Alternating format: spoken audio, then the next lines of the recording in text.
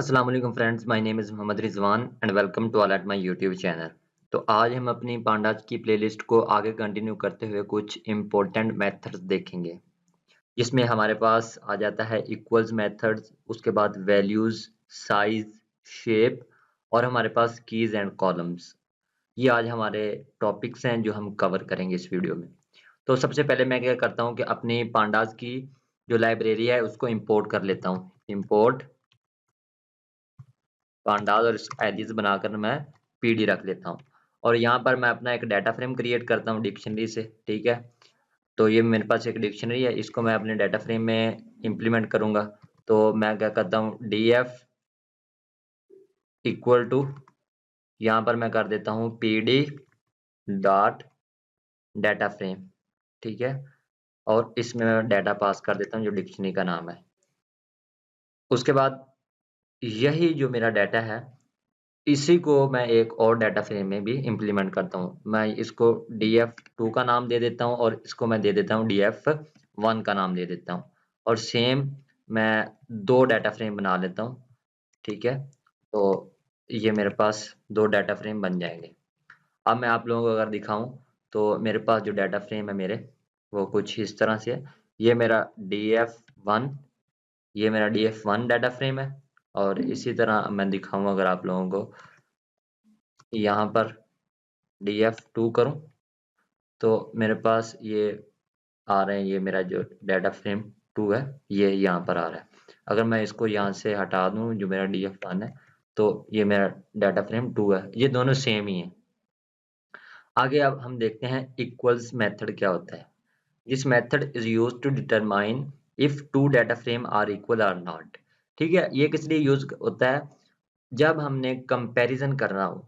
हमारे पास अगर 2 data frames हैं और हमने देखना है कि ये डाटा फ्रेम्स आपस में इक्वल हैं या नहीं, तो उस वक़्त हम क्या करते हैं, अपने इक्वल मेथड का यूज़ करते हैं। तो यहाँ पर हम अपने इक्वल मेथड का यूज़ करते हैं।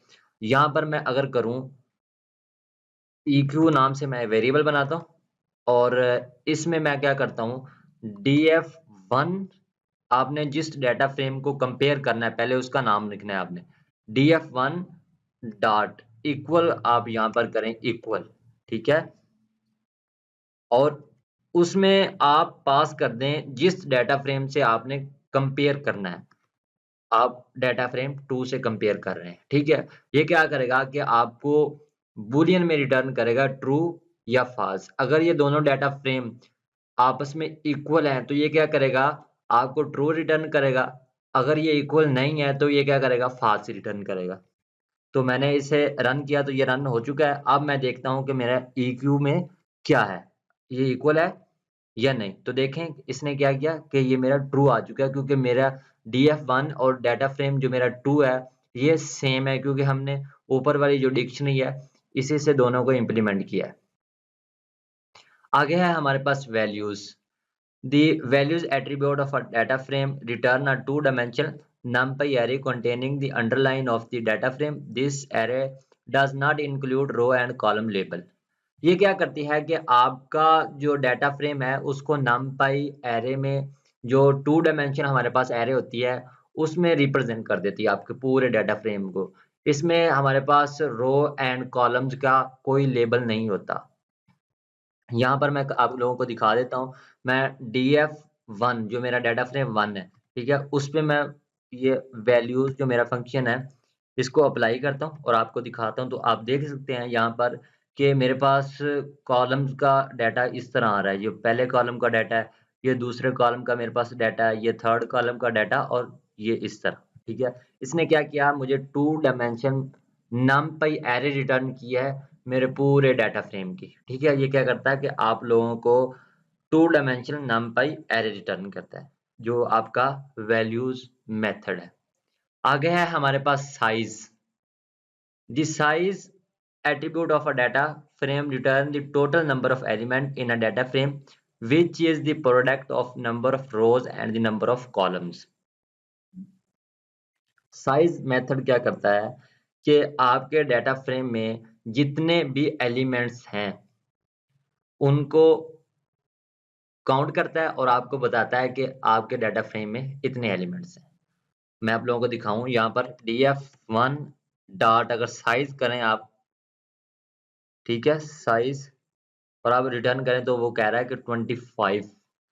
अगर आप देखें तो जो मेरा डाटा फ्रेम है, उसमें मेरे पास 5 रोज़ हैं और 5 कॉलम्स हैं। तो मेरे पास जो टोटल मेरे पास सेल्स बन रहे हैं, वो मेरे पास जो वैल्यूज़ हैं सेल्स में, वो है मेरे पास 25। तो इसने क्या किया, मुझे 25 रिटर्न किया।